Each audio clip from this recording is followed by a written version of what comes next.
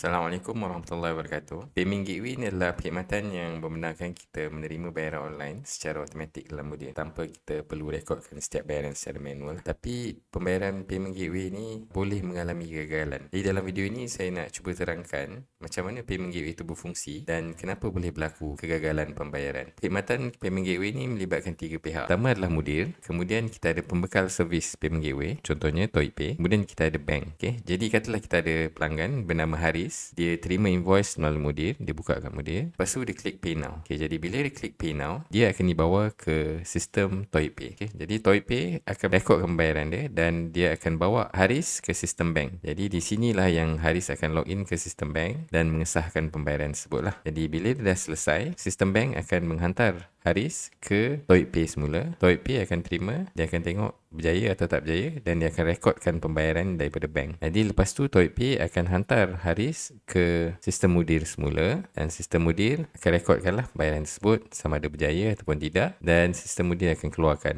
resit. Jadi tamatlah proses pembayaran payment gateway. Tapi sebabkan proses ni melibatkan banyak pihak, boleh berlaku kesilapan sepanjang jalan tu. Okay, jadi kita ambil contoh lagi sekali. Katalah Haris dibuka invoice di sistem mudir, kemudian dia klik pay now. Okay, dia sampai ke ToyPay, kemudian ToyPay akan hantar ke bank. Okay, katalah sampai kat bank, Haris tutup phone ataupun dia sibuk ke apa, tiba-tiba dia tak meneruskan pembayaran. Okay, jadi dekat sini payment sampai kat ToyPay adalah gagal lah. Itu satu senario lah. Jadi maksudnya pembayaran tersebut gagal dan mudir memang anggap gagal lah selagi dia tak patah balik ke mudir. Senario lain pula, contohnya ni ada berlaku juga di mana bayaran tersebut berjaya di ToyPay tapi tak berjaya di mudir. Okay, case dia mungkin berlaku Haris buka invoice di mudir, dia klik pay now, jadi dia sampai ke ToyPay. ToyPay dia proseskan bayaran tersebut dan bawa Haris ke page bank lah. Di sistem bank, Haris akan login dan sahkan bayaran tersebut. Kemudian bank akan hantar Haris ke ToyPay. Okay, bila sampai ke ToyPay, tiba-tiba Haris sibuk, dia tak meneruskan bayaran tersebut. Jadi mudir tak tahu bahawa bayaran tersebut berjaya ataupun tidak. Tapi di ToyPay, pembayaran tersebut dah berjaya. Okay, jadi apa yang mudir lakukan untuk mengelakkan perkara ini berlaku?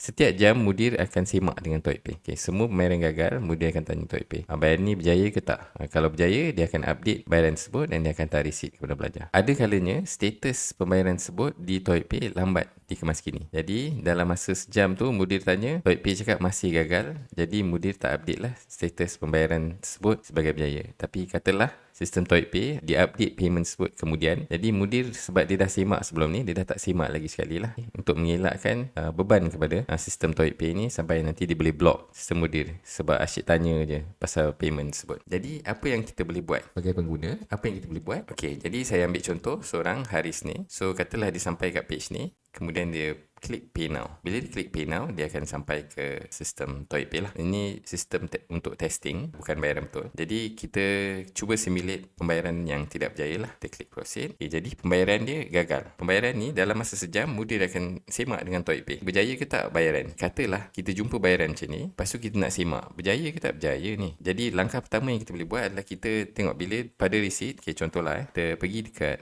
profile Haris ni. Okay, kita tengok kat accounts dia. Okay, ada failed payment kan. Lepas tu dia ada keluar nombor ni. Okay, nombor ni kita boleh semak dalam ToyPay. Okay, jadi kita copy nombor ni. Kita pergi ke sistem ToyPay. Pergi ke menu all bills. Okay, di sini kita boleh masukkan bayaran tersebut ke dalam ruangan search di atas ni. Kita akan nampak lah unpaid. Bayaran ni tidak berjaya. Okay, jadi maksudnya setiap kali ada bayaran yang tidak berjaya, cara nak semak adalah kita buka ToyPay. Pergi ke menu all bills. Masukkan bayaran tersebut di ruangan search. Lepas tu kita tengok status dia berjaya ke tak sebenarnya. Dan katalah andai kata bayaran ni berjaya, apa kita boleh buat adalah kita tanda je mark paid. Okay, bila kita tanda mark paid, bayaran tu akan dianggap sebagai berjaya. Okay, jadi saya harap penjelasan saya ni boleh membantulah untuk memahami kenapa ada pembayaran payment gateway ni yang tidak berjaya dan langkah yang kita boleh ambil untuk mengelakkan kekeliruan lah antara kita dengan pelajar. Okay, jadi saya memang sarankan supaya kalau kita jumpa payment yang tidak berjaya, kita buka dulu ToyPay untuk kita semak sama ada bayaran tu betul-betul tidak berjaya ataupun berjaya. Walaupun mudir buat semakkan lah secara automatik.